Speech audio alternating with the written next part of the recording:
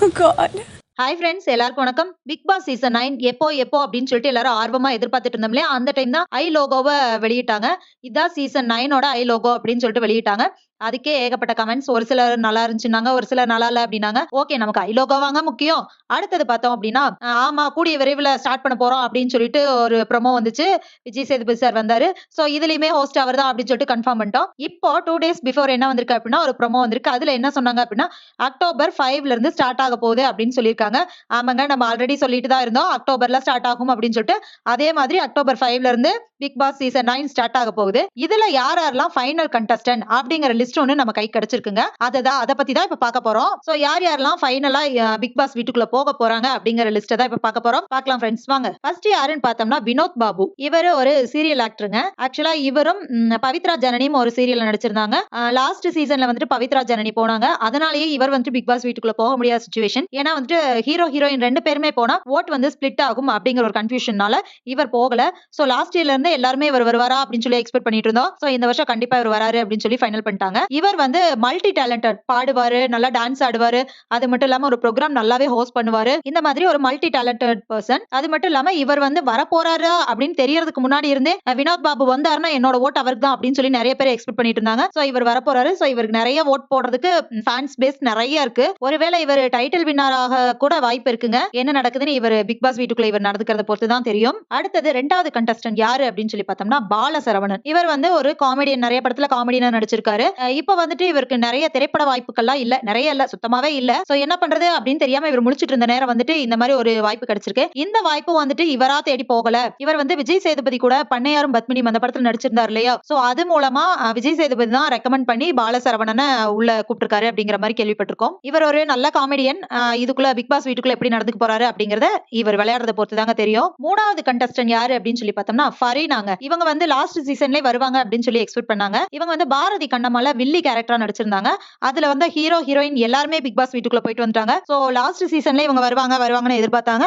ஆனா இந்த சீசன்ல கண்டிப்பா வரப்போறாங்க அப்படிங்கிற தகவல் கிடைச்சிருக்கு. ஃபரீனா பத்தி அந்த சீரியல்ல நடிச்சிருந்தாங்க, அவ்வளவுதான். வேற எப்படி என்ன அப்படிங்கறது எல்லாமே பிக் பாஸ் வீட்டுக்குள்ள அவங்க எப்படி நடந்துக்க போறாங்க, என்ன செய்ய போறாங்க அப்படிங்கறத பொறுத்து தாங்க தெரியும். அடுத்து 4வது கண்டஸ்டன்ட் யாரு அப்படின்னா விஜே பார்வதி. இவங்க ஒரு யூடியூபரா இருந்தாங்க. இவங்க வந்து எப்பவுமே சர்ச்சைக்குரிய விஷயங்களை தான் பேசுவாங்க. இவங்களுமே கிட்டத்தட்ட அப்படிதான். அது மட்டும் இல்லாம இவங்க வந்து சர்வைவர் அப்படிங்கிற ப்ரோக்ராம்ல நல்லாவே விளையாடி இருந்தாங்க. அது மூலமாவே நல்லா பிரபலமாயிருந்தாங்க. சோ இவங்க வந்து பிக் பாஸ் வீட்டுக்குள்ள என்ன செய்ய போறாங்க அப்படிங்கறத வெயிட் பண்ணி பார்க்கலாம் ஃப்ரெண்ட்ஸ். 5வது கண்டஸ்டன்ட் யாரு அப்படின்னு பார்த்தோம்னா மதுரை முத்து. இவர் வந்துட்டு நமக்கு எல்லாத்துக்குமே தெரியும். குக் வித் கோமாளில வந்திருக்காரு. விஜய் டிவில நிறைய ப்ரோக்ராம்ல பார்ட்டிசிபேட் பண்ணிருக்காரு. இவர் ஒரு காமெடியன் அப்படின்னு சொல்றாங்க. இவர் காமெடி பண்றாரா இல்ல மொக்க போட்டு கழுத்து அறுக்க போறாரா, என்ன நடக்க போகுது அப்படிங்கறத பிக் பாஸ் ப்ரோக்ராம் ஸ்டார்ட் ஆனதுக்கு அப்புறம் தாங்க தெரியும். 6th கண்டஸ்டன்ட் யாரு அப்படின்னு பார்த்தோம்னா அஸ்வின்ங்க. இவர் வந்து குக் வித் கோமாளில நல்லாவே ப்ரோக்ராம் அந்த ஸ்டார்டிங்ல வந்திருந்தாரு. அது மட்டும் இல்லாம இவர் கூட வந்து சிவாங்கி, இவங்க 2 பேத்துக்குமே பெரிய ஃபேன் பேசிஸ் இருந்துச்சு. ஆக்சுவலா வந்து அஸ்வின் வந்து நல்ல லெவலுக்கு போயிட்டு இருந்தாரு. ஒரு படமெல்லாம் நடிச்சாரு.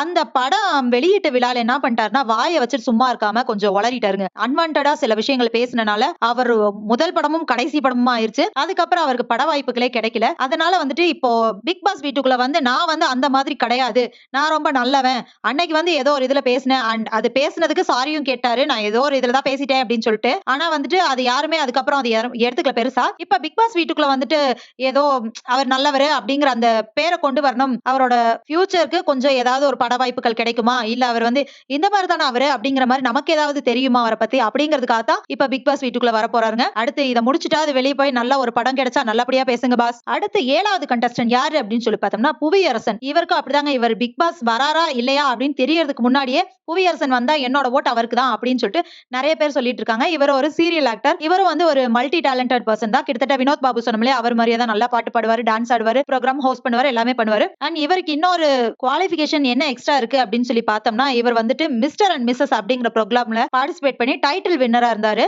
சோ இவர் வந்து டாஸ்க் எல்லாம் நல்லா பண்ணுவாரு அப்படின்னு ஒரு இது இருக்குங்க. பிக் பாஸ்ல கண்டிப்பா டாஸ்க் எல்லாம் இவர் நல்லா பண்ணுவாரு, நல்லா பிஹேவ் பண்ணுவாரு அப்படிங்கிற மாதிரி சொல்லியிருக்காங்க. சோ இவருக்கும் வினோத் பாபுவுக்கும் தான் பெரிய காம்படிஷனா இருக்க போகுது. சோ இவங்க 2 பேத்துல யாராவது ஒருத்தர் கண்டிப்பா டைட்டில் வினர் ஆகவும் வாய்ப்பு இருக்கு. என்ன நடக்க போகுது அப்படிங்கறத வெயிட் பண்ணி பார்க்கலாம் ஃப்ரெண்ட்ஸ். அடுத்தது 8வது கண்டஸ்டன்ட் யாரு அப்படின்னா ஜோ மைக்கேல். இவர் வந்துட்டு ஒரு பிக் பாஸ் ரிவ்யூவர் தாங்க. முன்னாடி எல்லாம் வந்துட்டு லாஸ்ட் சீசன்லாம் இவங்க இப்படி அவங்க அப்படி அப்படின்னு சொல்லிட்டு ரிவ்யூ பண்ணிட்டு இருந்தாரு.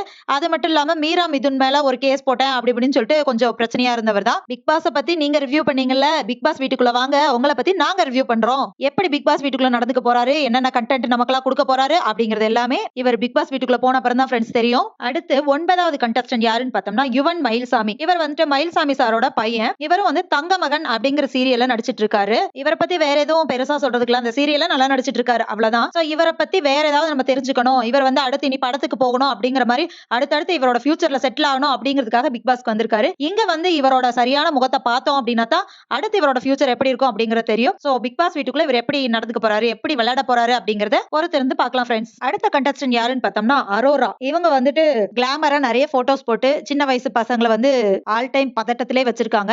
இவங்களை வந்துட்டு என்ன சொன்னா பலூன் அக்கா அப்படின்னு சொன்னாதாங்க தெரியும். இதே மாதிரி தான் இதுக்கு முன்னாடி 2-3 சீசன்ல இந்த மாதிரி ஒரு சிலர் வந்திருந்தாங்க. சோ இவங்க பிக் பாஸ் வீட்டுக்குள்ள என்ன செய்ய போறாங்க, எப்படி விளையாட போறாங்க அப்படிங்கறத பிக் பாஸ் வீட்டுக்குள்ள இவங்க வந்ததுக்கு அப்புறம் பார்க்கலாம் ஃப்ரெண்ட்ஸ். நெக்ஸ்ட் யாருன்னு பார்த்தோம்னா அக்ஷிதா. இவங்க வந்துட்டு பாகியலட்சுமி சீரியல்ல நடிச்சிருந்தாங்க.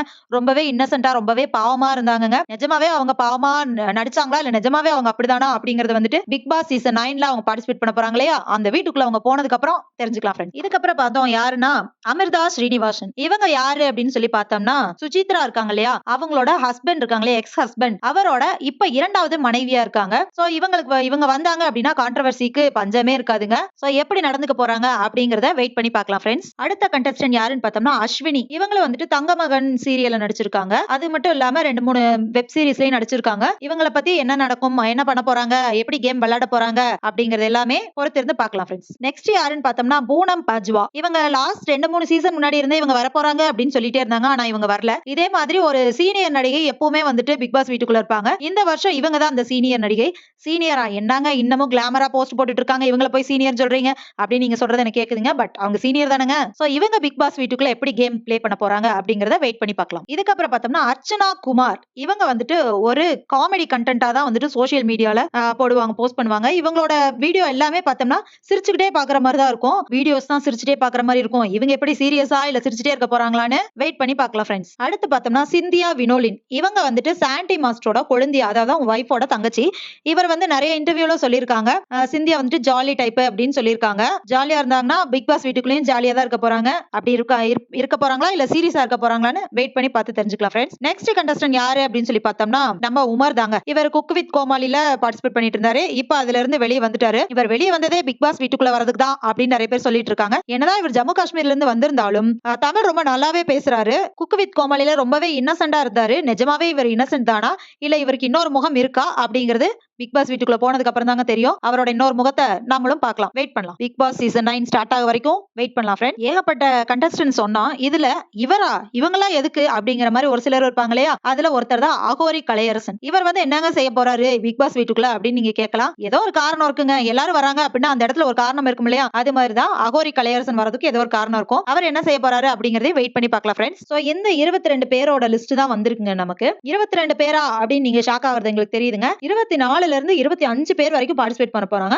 ஆனா ஃபர்ஸ்டே உள்ள போறது வந்துட்டு 18 பேர் தான் உள்ள போவாங்க. பேலன்ஸ் எல்லாம் வந்துட்டு வைல்ட் கார்டு அப்படி இப்படின்னு சொல்லிட்டு உள்ள போவாங்க இல்லையா, அப்படிதான். ஓகே, இவங்க தான் கண்டஸ்டன்ட் அப்படின்னு பிக்ஸ் ஆயிருச்சு. இதுக்கப்புறம் பார்த்தோம்னா விஜய் சேதுபதி தான் ஹோஸ்டிங். அதுதான் நிறைய பேர் புலம்புறாங்க.